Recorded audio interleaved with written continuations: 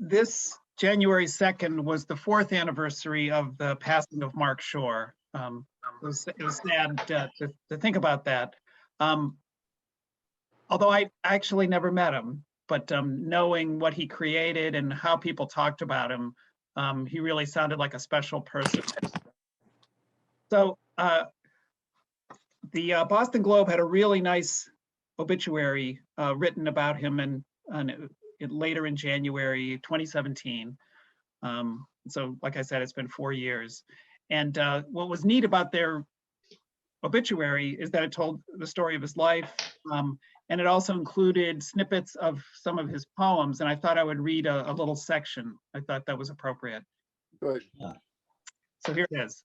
Born in Chicago, Mr. Shore considered himself a PR man, as in poem release man, he wrote in his memoir.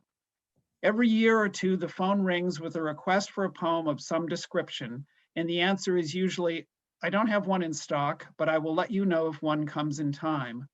Most often one did. For his daughter's wedding, he wrote a poem that included lines commemorating his parents. Of his father, he wrote, for my driving father, the single string was swing, and in the car he could not help but sing. And recalling his mother, for my little iris of a mother, the single string was one verse or another. And he said, each person has memories within himself or herself waiting to be released. If the right string can be plucked at the right moment, the person's song will be released. So Jim, it's in your court. You're in charge. All right. Speaking of court, we open with the Great Courts feature. How many Great Courts are actually here? Got like I think we 2, have 3, six. 4. Well, we count you as one too, so. A lot of overlap. Oh, that's true. Gail, John, Joe, Karen, Matt, Steve. I could be the jester of the court.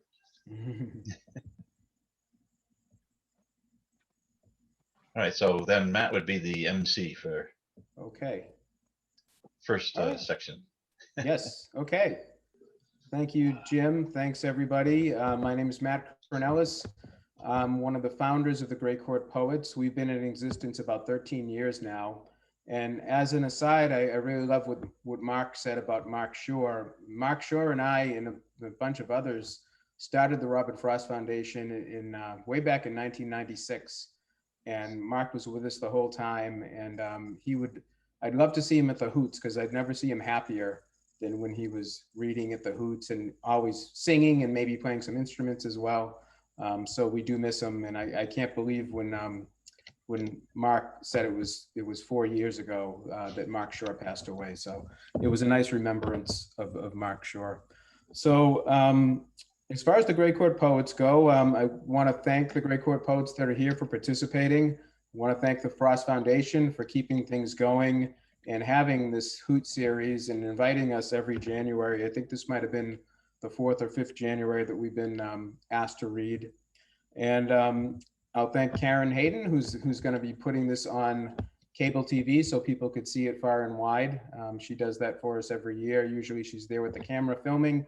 This year we're doing it via Zoom. So what I'll do is I'll ask each one of the Great Court Poets that are here to read 2 to 3 poems or poems for about 3 to 5 minutes a piece. I'll try to introduce every poet. So I have a list here of I think who's here, and I think, like I said, there's 6 of us, and that's the way we'll proceed tonight. So I'll start. I always try to start by reading a Robert Frost poem because this is the Frost Foundation Hoot. And this year, I thought this one was sort of appropriate, so I picked a different one this year. It's called Fire and Ice. Some say the world will end in fire. Some say in ice. From what I've tasted of desire, I hold with those who favor fire. But if it were to perish twice, I think I know enough of hate to say that for destruction, ice is also great and will suffice. So we open with an honorary member of the Great Court Poets and obviously of the Robert Frost Foundation, Robert Frost himself. And then I'll read one of mine, and then we'll get on to the rest of the poems from the poets. This is a newer one. It's called Split Moon. I've been spending a lot of time looking at the moon lately because that's really all we can do now at night, is go outside and look at the moon. So I've been writing more about that. Split Moon. At the bend of the river, the glistening water softly abandons daylight. Under an emerging split moon, we hold fast to the tender gravity holding us together. You glimpse colors everywhere. I catch music on the wind. Used by a daffodil, I hear a whippoorwill. You whisper, love is a big rock. And under a pink dogwood branch, I rock you safely in my arms. Good. Ah, So I'll, because I do a lot of speaking tonight, I'll limit my poems to those two. And I'll introduce the poets. And as I introduce you, you can just start talking, I guess is the way it works on Zoom. Everybody else could mute so that we don't get a lot of feedback. So the first poet I wanted to introduce tonight is Joe Kaponis. He's been with our group, I think, a couple years now, has really been a great contributor, has an excellent reading voice, as you'll find out. Kind of reminds me of Tom Selleck in a way. And he's got a book coming out fairly soon. So hopefully by this Hoot next year, it'll be available to buy and read. So Joe, you can go right ahead. Thank you very much, Mark. I'd like to read 3 poems this evening. First one is a poem called Men I Did Not Know. In the photo, there they are, Dad and his brother. Young men on bicycles in a park, dark-haired, playing to the camera. The picture taken by mother or by auntie, or maybe by some secret someone young with dark flowing hair on a bicycle as well, perhaps. Not in the picture though, with these smiling men whom I did not know.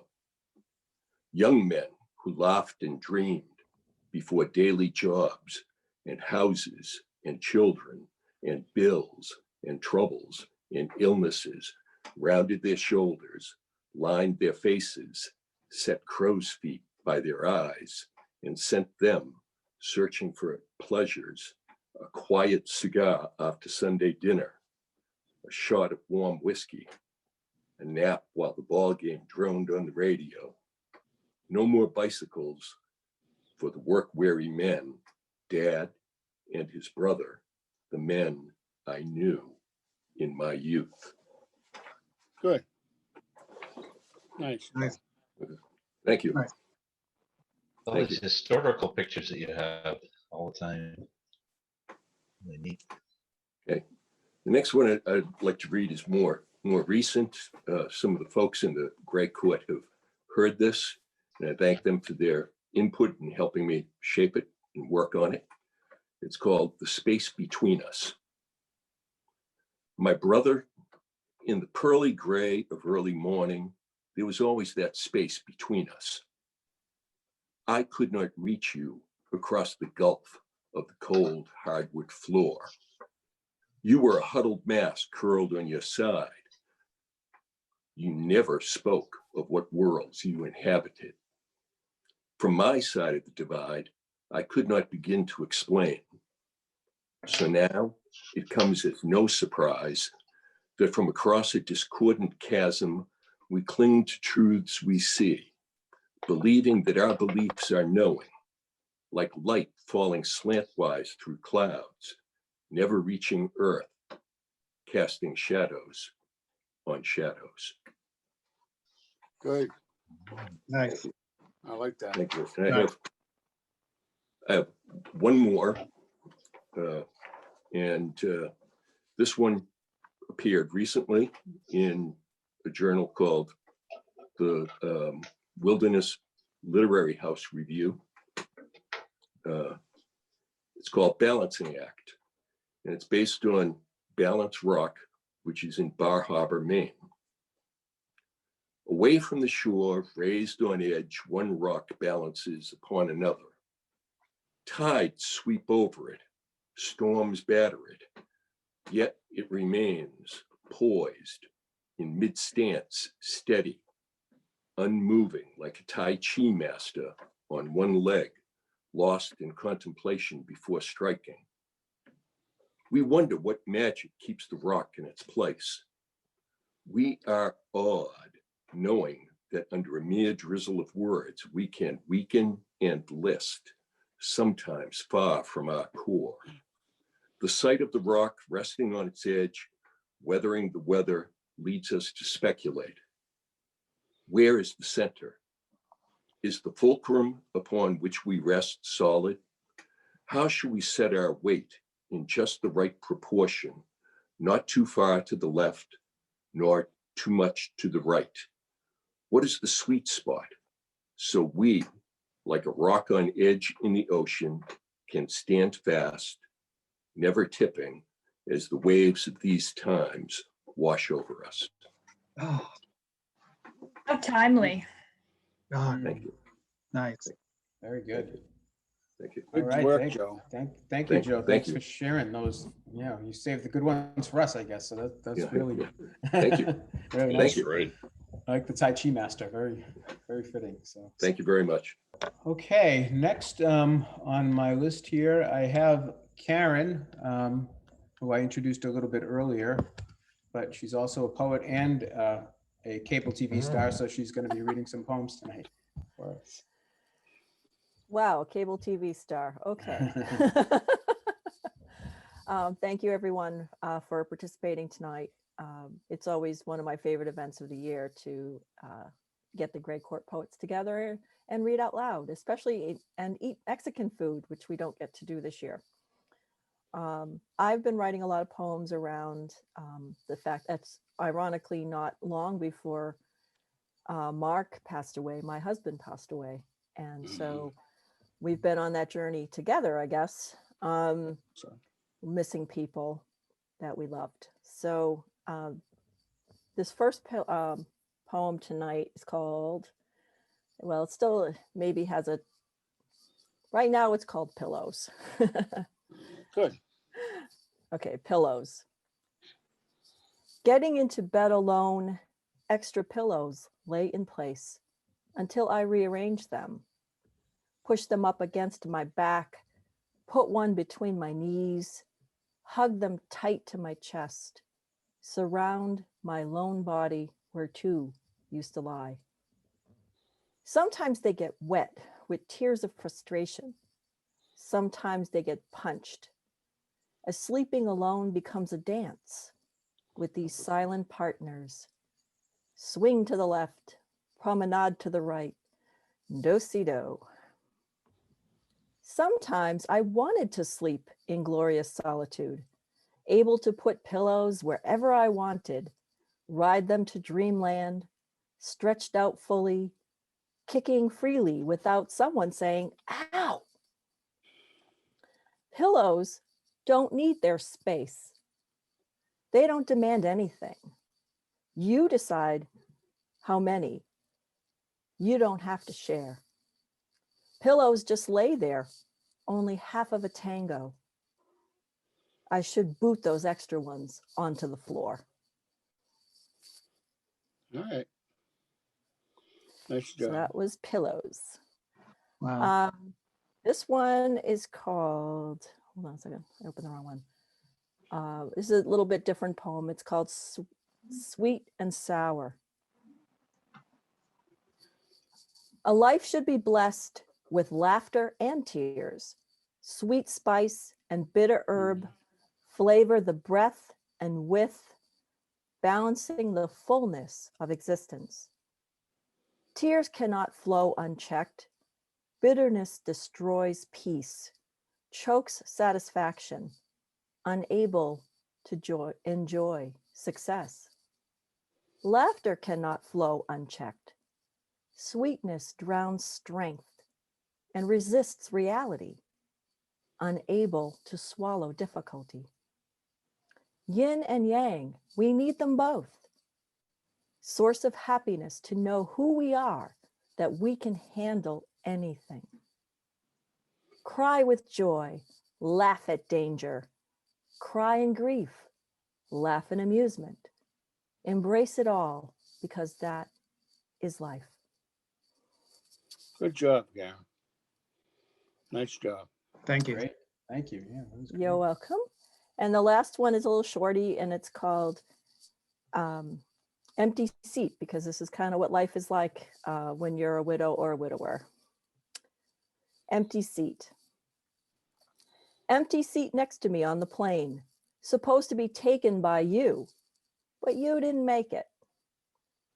Empty seat next to me at the show, odd number of tickets, left a space you didn't fill. Empty seat next to me at the table, a boy-girl sequence broken without your presence. You will never be in that seat next to me again. I have to believe you are filling a seat in heaven. Mhm. Thank you. Beautiful, Karen. Very nice. Yeah. Thank you very much. Okay. Nice. Yay. Very Thanks, good, Karen. Yes, that was very good. Thanks, Karen.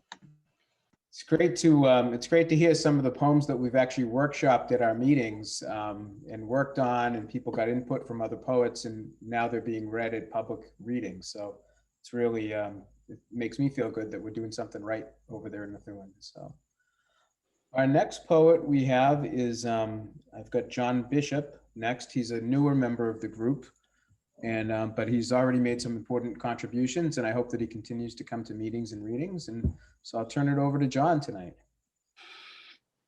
Thanks so much, Matt, and thanks everyone for coming. So I'm going to start with this poem called "Thing."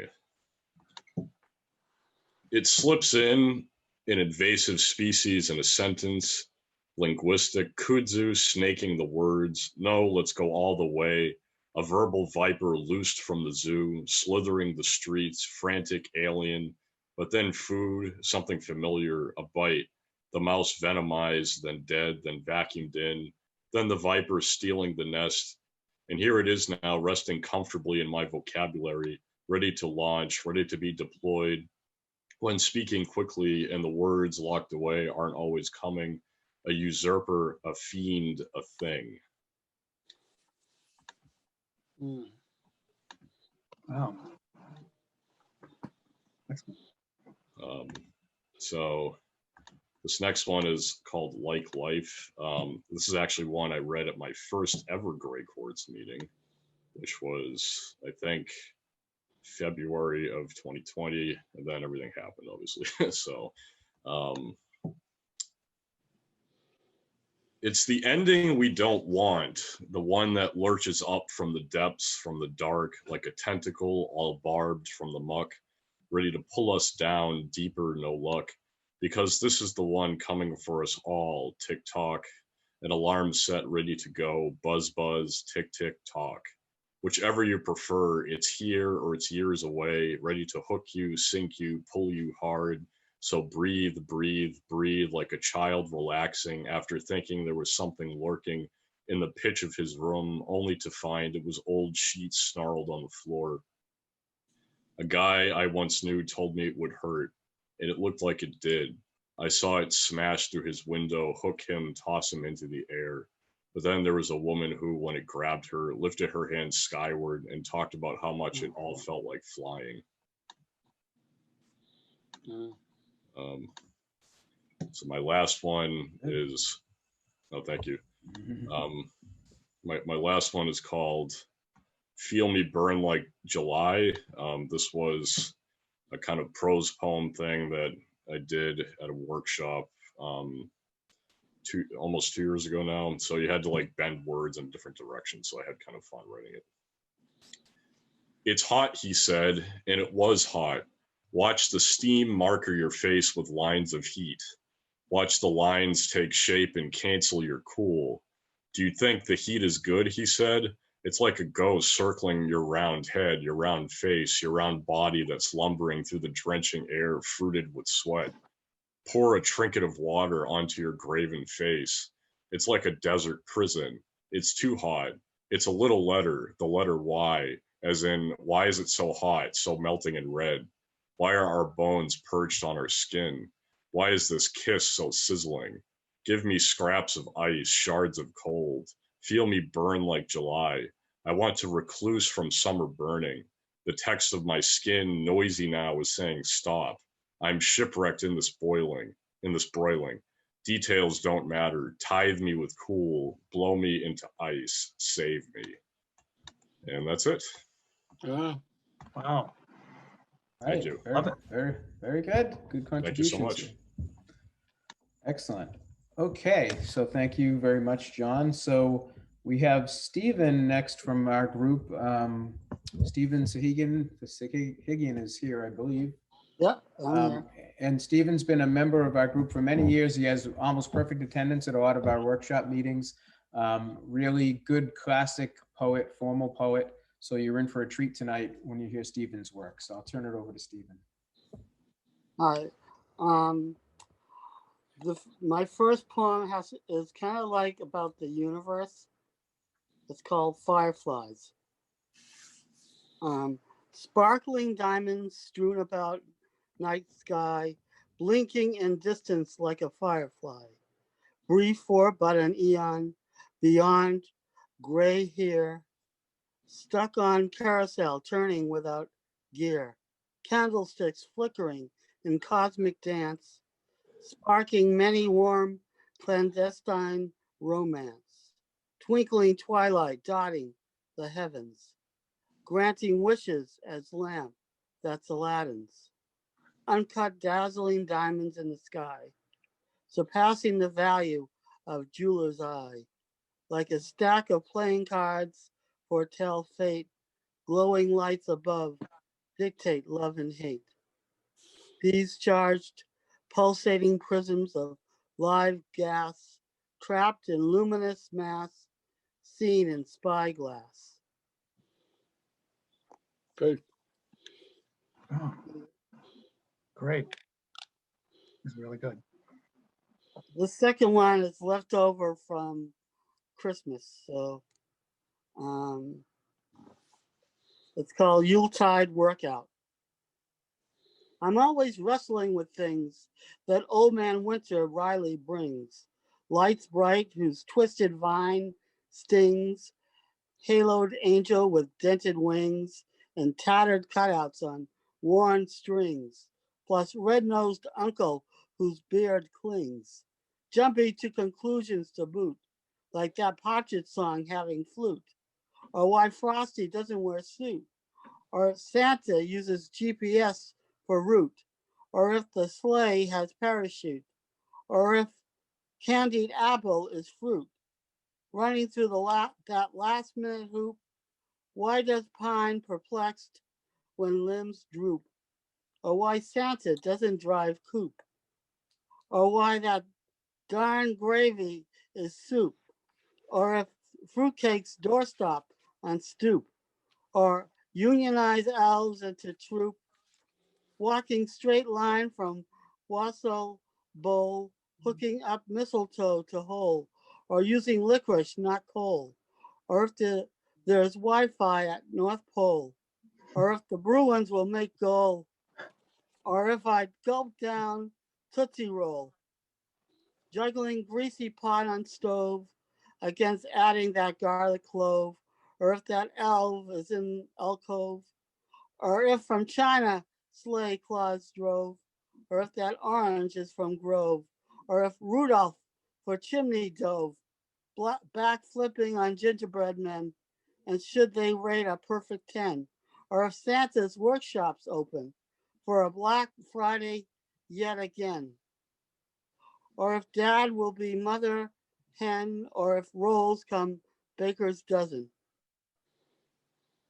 And Wow. That's I great. told you it was a workout. And the last one is Asylum. Here I am, stuck in a lone cell, life in check, witnessed on cable, watching world whizzing by on skates, filled with real long-winded debates, chicken littles running around like yo-yos hitting the hard ground, shooting off rockets into space as COVID vaccines lead rat race. Bar no longer waltzing with bit, as ballot box one-armed bandit. Wheeled beds are now pushed right and left as empty chairs leave friends bereft. Inmates running wild in the fray as brown hairs turn an early gray. Moments not on a videotape, no bars on window, no escape. Yep, and that was from my last meeting of the Great Court. So Good. Very good. Yeah. Awesome. Yeah. Job. Good description of what it's been like. Yep. sky is falling. The sky is falling. It is though. And it is. Yes. Yeah. It is. Those poems make it from the workshop to here to the reading. So again, thank you very much, Stephen, for sharing. So the last poet we have from the Great Court Poets, and then I understand it's an open mic, is Jim Knowles, and Jim sort of does everything here. But I'll introduce him as a Great Court poet anyway. He's been great for us through the years. He's contributed a lot to our meetings. If we were having a live reading tonight, he made the podium because he makes podiums in his spare time, and very eclectic guy. And I always appreciate his poems and his feedback at our meetings. So if you want to read now, Jim, it's up to you, or if you have plans to read later, but I'll turn it back to you right now. Take care. All right. I Good just job. got one. If I can't think of what to write lately, I just go back a while and edit something. So I don't know what it's referring to, but I fix it up and read it. And I always discover interesting stuff. Anyway, so, oh, now I have to go to that without sharing screen, right? So, so I've been many things, but I've been more gray lately. Okay, so this is from 2009, I guess. Just distance, then a sense, a sound of another, an inevitable friendly coterie of questions for the sentinels inside. Until the spires of morning flow through the leaves, bathing you naked at the window. Outside the window, limbs hit my thought, memories falling, people wrapping each other, reunions far away in places, times. Then my face, computers, then my face opens up. In walks an assignment, like a professor, washed, awake, poached eggs, espresso, and manifestos in a cup. But you hold things of your own. There hides a wholeness, eyes concealed and sly. Hello, you say. You rest your word upon my ear. Too bright to spare from burning the earlobe. From what I hear just now, you could spare me any pain the way you whisper. Your pages ride the ridge between hope and resolution, a child's eyes tossed into the morning of another world. Oh. Little escapism. Wow.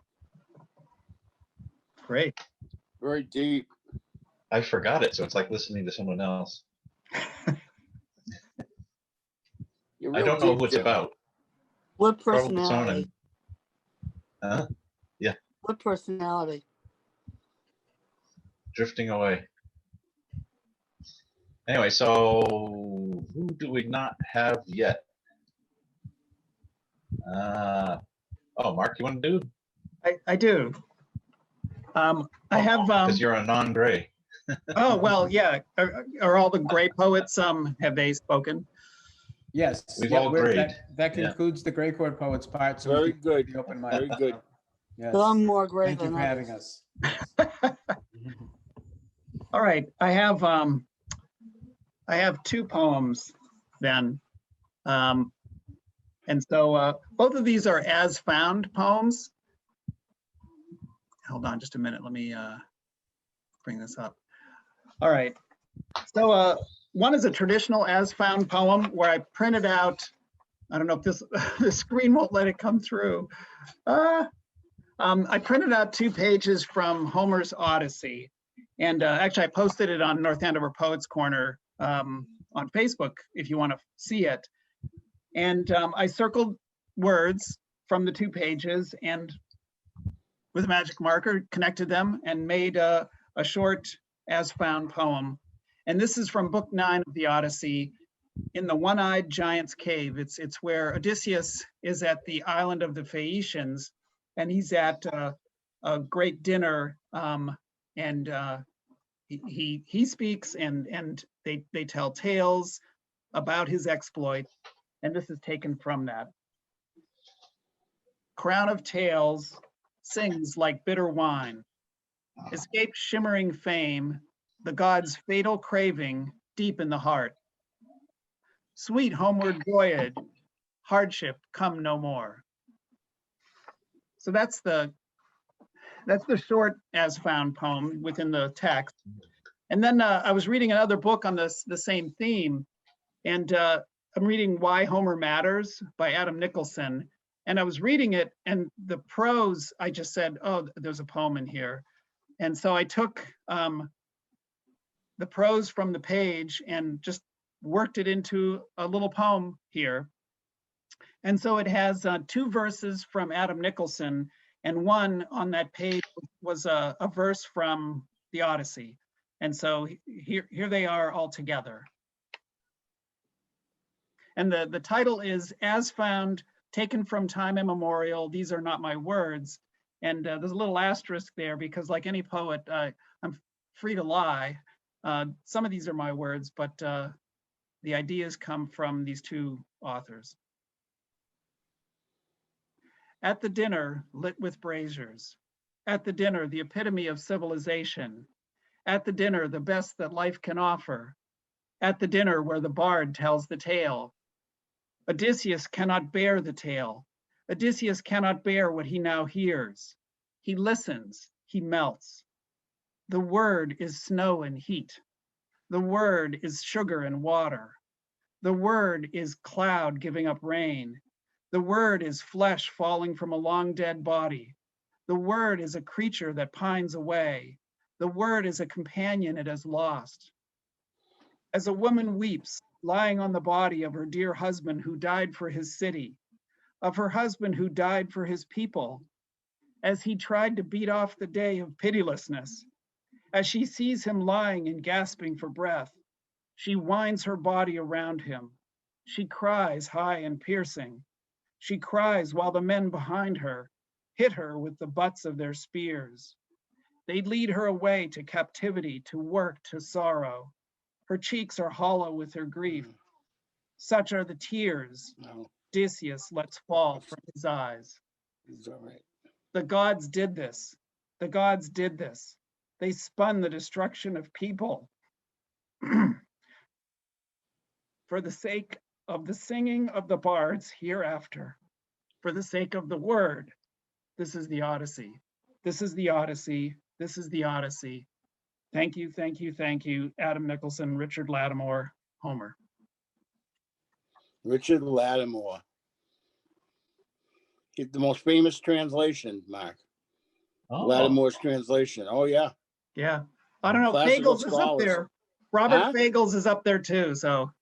I know, but I remember Lattimore as being, I'm not saying modernized, but popularized version. Yeah, yeah. he's good. Lattimore, that was definitely a breakthrough translation, very much so. Yeah,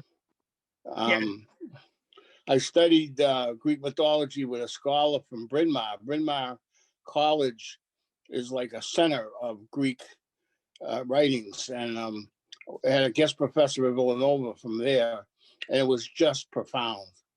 She was just a profound professor, just incredible, electrifying. Yeah. Much like you, Mark. Much like you. Thanks. Well, so if I can give one more plug, Why Homer Matters. If you're interested in learning about, reading a great book It's a wonderful combination of literature and anthropology because he digs into the world of that time, why Homer matters. Very good. All right. So what do we got? How about Harry? All right, Mark. You can- All right, Jim.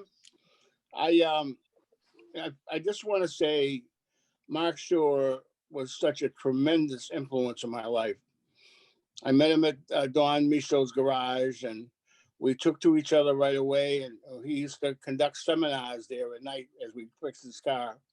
And he brought me into the Robert Frost Foundation, and he was always a man of letters, a gentleman, a scholar, and he was a big influence in my life. And I'm just so fortunate to have met a man with such grace and dignity. He really is was a man of letters, and still is in my estimation, because his work lives on with us. This is really his inspiration to do this. Who would think that there's poets after what happened last week? You didn't see any poets out there, but we're there. We're talking about it now, right? The artist says what must be said. That's right. All right. Well, my poem tonight is about friendship. A good friend of mine from college passed away recently, and it brought back a lot of memories for me because of things that he had done for me so many years ago. And I was just really caught up in that because I had never seen him after college, never friends after that. Yet the moments we spent together as roommates back then were just so instrumental in my life. So I wrote this poem called Friendship. Like many of you have become my friends, I feel that about all of you tonight. Friendship is never understood in a lifetime.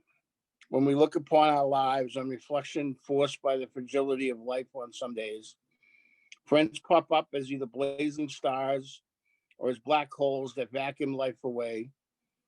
Some come back in our memory as forgotten saviors whose influence catapulted our life towards success and glory.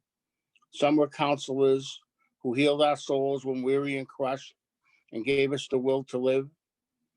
Some were confidants who held deep and dark secrets for us, our own personal CIA, protecting our heart and soul. Some told us truth that really hurt and made our heart bleed with the thorns they left behind. Some were lovers who extinguished themselves as artists slipped away and their touch went cold. Some reached our soul in such a special way that it could never be duplicated, a uniqueness that only angels could possess. I wish I had friends that I had lost because time took them in unspeakable ways without warning. I look at my friends today as living things I need to cherish and nurture. I admit I have needed friends to survive. I only hope that my friendship to others has been looked at with admiration in some way. I hope I have created a legacy of being a good friend. I hope I can keep friends now as I ponder my future in a difficult world and pray for friendship every day. I need a friend. I need a friend right now. That's it. Mm. I think all you guys are my friends. I hope so. Nice. Well, it's a Great. different angle, you know, than everybody comes up with. So I'm still singing a grid. Looks like the Hollywood Square still. So I'll take is it Charles Nelson? Right? No, it's Thomas Wiley to block. To block. That's it. Thomas Wiley to block Charles Nelson Riley. Thank you, guys. This is it. Oh, all right. I'm on. Okay. Overture. Hit the lights. I've been here a few times before. Yeah, I'm Tom Wiley. I'm with Haverhill, the Haverhill River Bards that most of you know about, and we're happy to say we're coming back again in April with Al Basile. He's a wonderful musician and poet. We read at the Powell River Poets about a year and a half ago. That's in April, and Gail is going to be our guest poet in May. And then in June, we're doing, I think it's 3 or 4 of the poets from Powwow for the new anthology. All right, enough about the bards. So I'm reading a poem tonight. The title is Theft. The end note is January 7, 2021. Today, our BLM Black Lives Matter sign was stolen. Prominent on our fence since June 13, 2019. Reminder of a successful BLM march in Haverhill, Mass, held in solidarity with protests over the killing of George Floyd. The thief also stole a Biden-Harris 2020 sign. Indignantly, both were replaced with a bright red Trump-like sign with the message, Friendly's restaurants open for dining. Ouch. The taken signs are a minor event in the mega reality of yesterday's storming of the US Capitol by pro-Trump far-right supporters and the unrelenting spread of the COVID virus. The BLM sign held deeper meaning. If feasible, the worn and faded sign would have stayed there till the year 2420.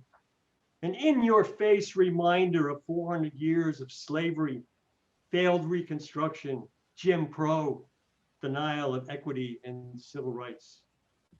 My most loving wife immediately went online and ordered a new glossy laminated BLM sign, which we will post in a more secure location as a middle finger response to the thief. But the new sign won't replace memory and image of the one I carried last June in a diverse and joyful march. That cardboard one of faded leathers and black magic marker was in great despair, like the great despair we all carry from the big lie of this nation's founding, the refusal to state the truth and apologize for slavery and systemic racism. Thank you. Wow. Wow.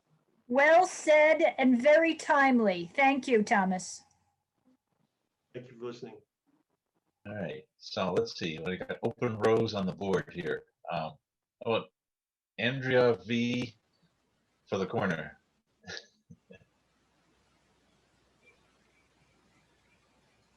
Got to unmute yourself Hi. or have Just a laughing drink. on Yeah. the list. Like, what did he do to my last name? What? Andrea V. It kind of sounds like a video jockey, from the 80s. I have to say Video hi, jockey Andrea. from the 80s. So nice to see you. What did they call him? I don't know. MTV. VJs. VJ, yeah. Andrea V the VJ. So, as usual, I'm kind of on the fence, even like up until the moment. So I've got a couple of my own, but there's one other reading that I was tempted to read because of what was inspired. It's not mine, but something, it was the opening reading that inspired me to think of it. So we'll see where it goes, but I'll start with one of my own. On the theme of kindness rendered, received or rendered. And it's called Some Stew We Are All Making. Keep visiting the moon and the stars, and keep traversing this landscape we call Earth. A divine gift it is to trade secrets between those holy worlds. God is stirring a pot of gold, each lifetime an ingredient. The stew simmers. What has been placed has long ago fermented. It no longer resembles their origins in flavor, hue, or texture. God is now placing droplets of ambrosia and gold essences into the pot, mixing the stew. He has invited my hand in holding the ladle. Our eyes meet someplace in the unknown, and I bow humbly, offering this cup of words as a gift for you. Oh, nice. Very good. Thank you. Couple of words. And this is called Tapestry of Light. When did I write this? Okay. I once sailed a ship to the Netherlands, looking for a place to retire the mind. The sea urchins looked suspicious when I tried to teach them about telling time. So I gathered up my things and sailed ashore to Spain. They didn't look kindly on my wardrobe of informatics. When I arrived in France, word traveled faster than my feet. Without stepping foot, I went straight ahead to India, looking for some guru to perceive my value. I learned far greater luck could be had retiring home and crooning with the stars. The journey to create and form joy can take a lifetime of mismatches, and all the while the seasons come, reminding us of resilience, consistent patience, and love's abiding tapestry of light. Oh, Wow. Thank you. Nice. inspirational. All right, so we have the, let's see, the Big Wheel of Rockport, Robert Whelan. Okay. You gotta wake up now. Let's go. Yep. Was the theme acts of kindness for tonight? Or there was no theme? Yeah. It was. Yeah, so far Andrea might be the only one, but if you got one, pretty good. I'll give one in the middle, and then I'll give a couple of bummers. So let's see here.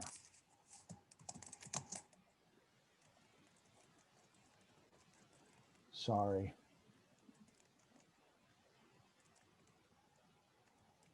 Okay, this one is called Hornets.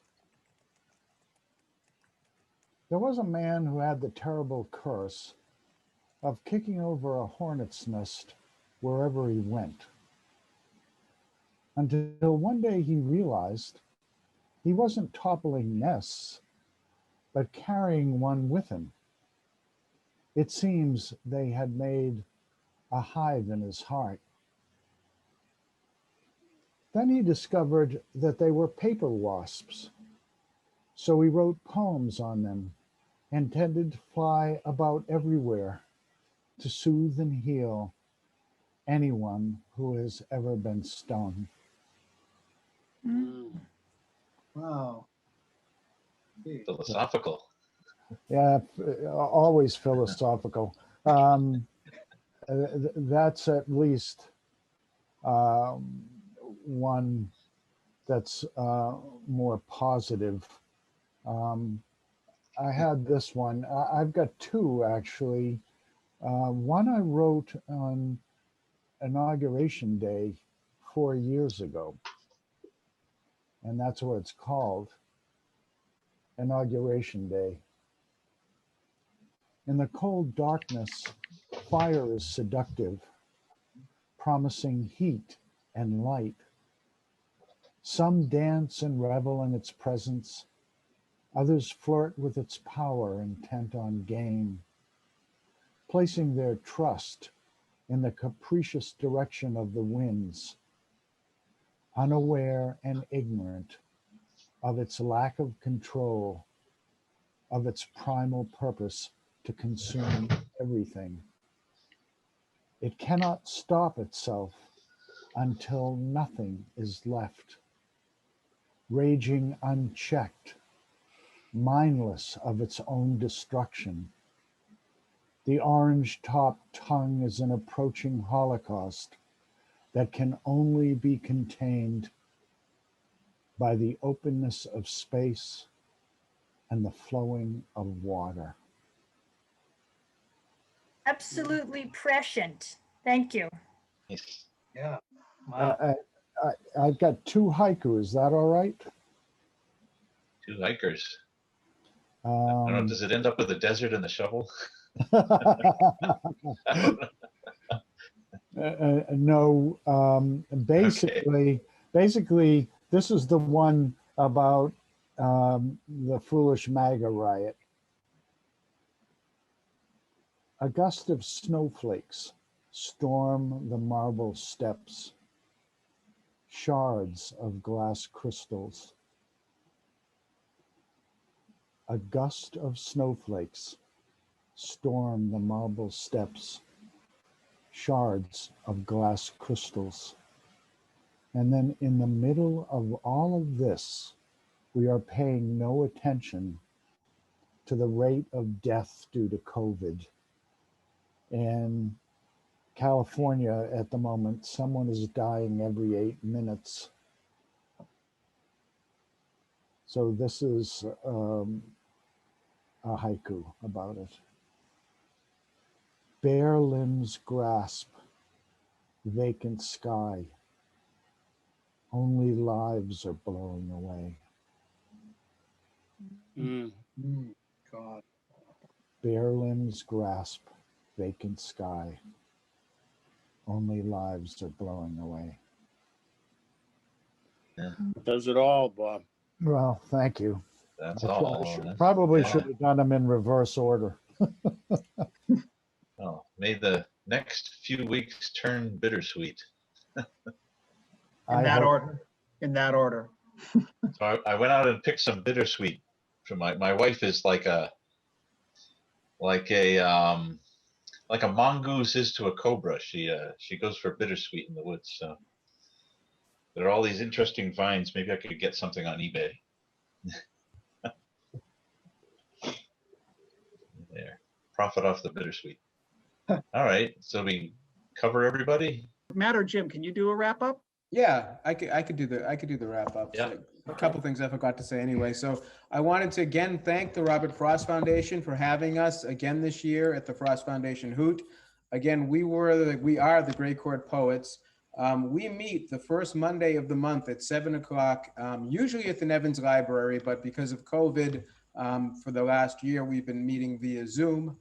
We have a Facebook page. You can like our Facebook page, join our Facebook group. I can always get you the link to the Zoom meetings for the Monday night workshops, and we're always doing readings around as well. So if anybody's interested in joining our group, we're open to everybody, no matter what type of poet, no matter where you're from. We have a pretty wide variety. So I wanted to thank everybody. This was a great night. I'm glad that we can still have poetry readings even in the time of COVID. So I thank everybody who put that together and made that happen. So, and we'll see everybody live next year at Cafe Azteca. Yeah. You bet. That's a date. All right.